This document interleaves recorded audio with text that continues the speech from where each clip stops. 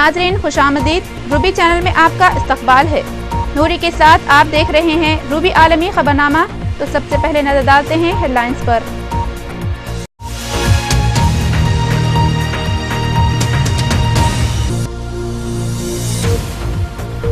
हिंदुस्तान और अमेरिका के दरमियान ताल्लुकात में मजीद बिगाड़। हिंदुस्तानी सिफारतकार दिव्यानी खोबरागड़े के खिलाफ गिरफ्तारी का वारंट जारी करने अमेरिकी ओहदेदारों का इंतबाह।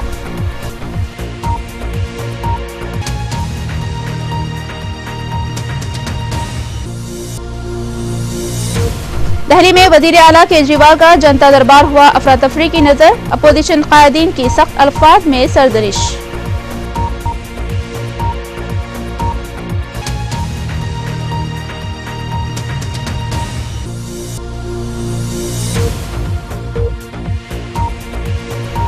हिमाचल प्रदेश में बर्फानी तोदे गिरने से 2 फौजी हलाक। मजीद बर्फबारी की पेश क़यासी।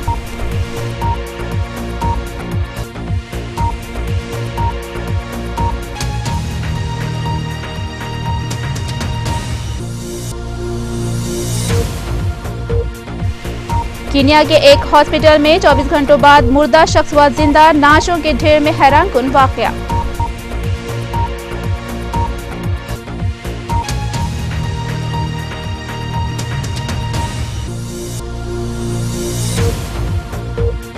और मुल्क शाम में खून की होली। बागियों के दरमियान खून रेजी झड़पों के दौरान सैकड़ों शहरियों की मौत।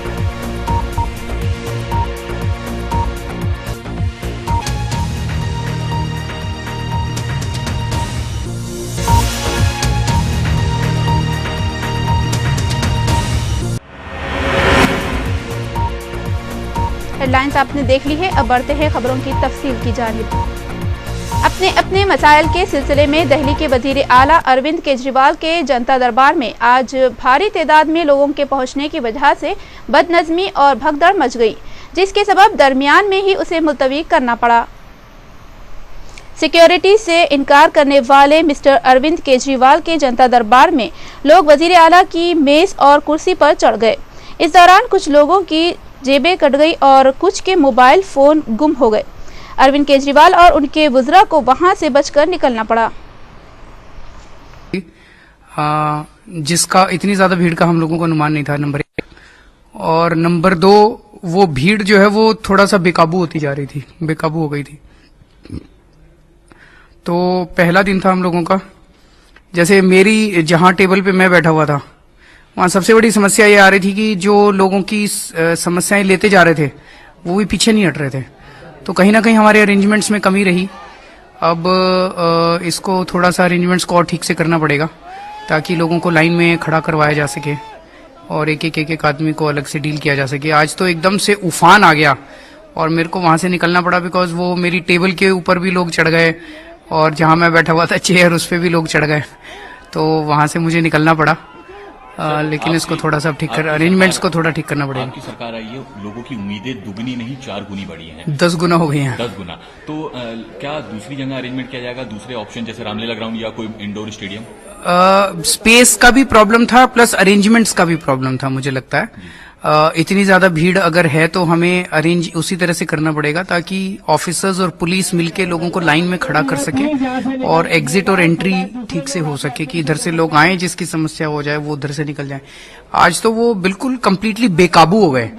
और अगर मैं वहां से नहीं, बहुत सारे ऐसे भी लोग थे जो बधाई देने वाले थे, लोग हाथ मिलाने के लिए, बधाई देने के लिए।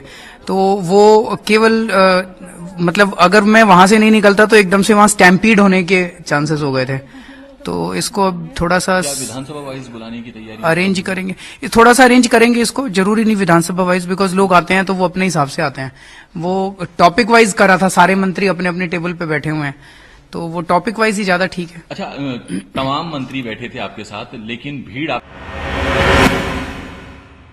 दिल्ली के वजीर आला अरविंद केजरीवाल के पहले जनता दरबार में आज बदनज़मी और अफरा तफरी फैलने पर कांग्रेस और भारतीय जनता पार्टी ने हुकूमत कामकाज के निज़ाम पर सख्त तनकीद की है।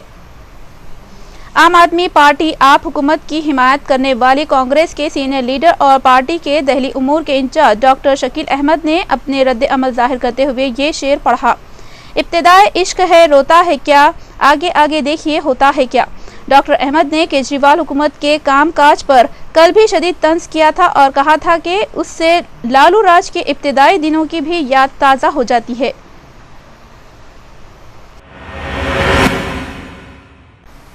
वज़ीर ख़ारिजा सलमान खुर्शीद ने हफ्ते के रोज़ हिंदुस्तानी सिफारतकार दिव्यानी खोबरागड़े की वतन वापसी पर रद्द अमल का इजहार करते हुए कहा कि वो मुल्क में बहैसियत इंडियन फॉरेन सर्विस ऑफिसर की खिदमत जारी रखेंगी, जबकि उन्होंने इस मसले पर हिंद अमेरिका के दरमियान तातुल की इतलात को बेबुनियाद करार दिया है। नई दिल्ली में मीडिया से गुफ्तगू करते हुए वज़ीर ख़ारिजा ने बताया कि दिव्यानी खोबरागड़े का मामला बाहिमी एतबार से हल किया जाएगा, जबकि उन्होंने दोनों मुल्कों के दरमियान किसी भी तातुल की इतलात को बेबुनियाद करार दिया है। But the standoff continues between US and India. No, diplomatic ties. There's no standoff. There's no standoff.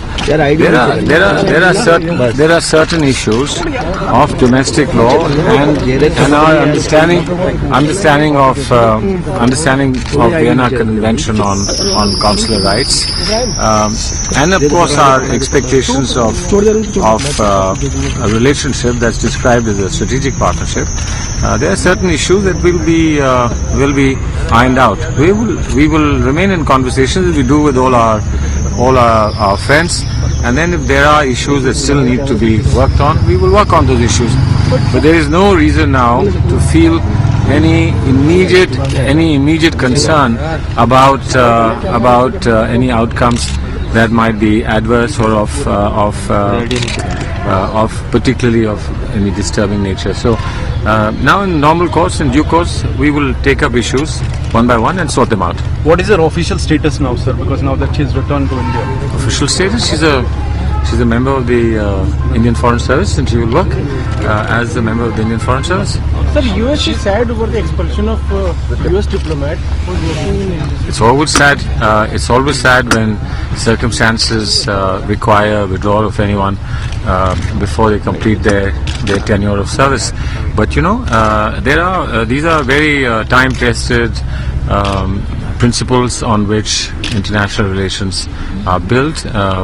Both sides understand this. You may not always necessarily agree on the exact decision that's taken, but you do accept that that's the principle on the basis of which our relationship prospers and is sustained. Subsidy वाले पकवान gas cylinders की तादाद में इजाफा करने कांग्रेस के दबाव को देखते हुए मरकजी वजीर पेट्रोलियम वीरप्पा मोइली ने कहा कि हुकूमत एलपीजी सिलेंडर्स के कोटे को 9 से 12 करने पर संजीदगी से गौर करेगी। वाज़ेह है कि गुज़िश्ता हफ्ते ही मोइली ने कहा था कि कोटे में इजाफे की कोई तजवीज़ नहीं है। ताहम इन्होंने जुमा के दिन कहा कि वो वज़ीर फाइनेंस पी चिदम्बरम से मुशावरत करेंगे और सियासी उमूर से मुताल्लिक़ काबीनी कमेटी से भी तबादला ख्याल करेंगे। याद रहे कि कांग्रेस अरकान पार्लियामेंट संजय निरुपम, पीसी चाकू और महाबल मिश्रा ने मोइली से मुलाकात करते हुए दरख्वास्त की थी कि अवाम को फराहम किए जाने वाले सब्सिडी वाले पकवान गैस सिलेंडर्स की तादाद को 9 से बढ़ाकर 12 कर दिया जाना चाहिए। बीजेपी लीडर व साबिक वजीर ख़ारिजा यशवंत सिन्हा ने आज अमेरिका में हिंदुस्तानी सिफारतकार दिव्यानी खोबरागड़े को केस में माखूज करने को हिंदुस्तान के लिए एक शिकस्त करार दिया और कहा कि उनके खिलाफ फौजदारी केस अमेरिका में बरकरार रहेगा। दिव्यानी खोबरागड़े को हिंदुस्तान वापस लाना हमारी शिकस्त होगी, जीत नहीं, क्योंकि अमेरिका में इनके खिलाफ एक केस बरकरार रहेगा। अमेरिकी हुकूमत ने इसका फैसला किया है, चुनाचे हम किस तरह इन्हें वापस ला रहे हैं। ये वाज़ेह है कि अमेरिका पर हिंदुस्तान के इस्तदलाल का कोई असर नहीं हुआ है। वाज़ेह रहे कि 1999 बैच की IAS ऑफिसर को आज वीज़ा धोखाधड़ी और न्यूयॉर्क में एक ग्रैंड जूरी को झूठे बयानात देने के लिए केस में माखूज किया गया है, जिसने कहा था कि इनके खिलाफ इल्ज़ामात बरकरार रहेंगे हत्ता कि वो अमेरिका की जानिब से मुकम्मल सिफारती इस्तिस्ना दिए जाने के बाद हिंदुस्तान को वापस आ रही हैं। यशवंत सिन्हा, जिन्होंने ख़बलजी खोबरागड़े के खिलाफ अमेरिका के इक़दाम के लिए जैसे को तैसा के एक इक़दाम के तौर पर हिंदुस्तान में यकसा जिन्स के हामिल अमेरिकी सिफारतकारों के खिलाफ इस्तिग़ाज़ा की वकालत की थी, एक बार फिर अमेरिकी अहदेदारों के खिलाफ कार्रवाई के लिए जोर दिया है और कहा है कि अमेरिकी सिफारत खाने में ऐसे कई अहदेदार हैं जो गलत काम करते हैं और इन पर कोई तहदीदात नहीं है। कौमी अक़लियती कमीशन ने मुजफ्फरनगर के रिलीफ कैंपों से फसाद मुतासरीन के जंगी तख्लिये पर बरहमी का इजहार किया है। वाज़ेह है कि कौमी अक़लियती कमीशन के अरकान फसाद से मुतासरा इलाकों का दौरा कर रहे हैं। कमीशन के सरबराह वजाहत हबीब उल्लाह ने बताया कि फसाद मुतासरीन के साथ रियासती हुकूमत ने जो रवैया इख्तियार किया हुआ है वो इत्मीनान बख्श नहीं है।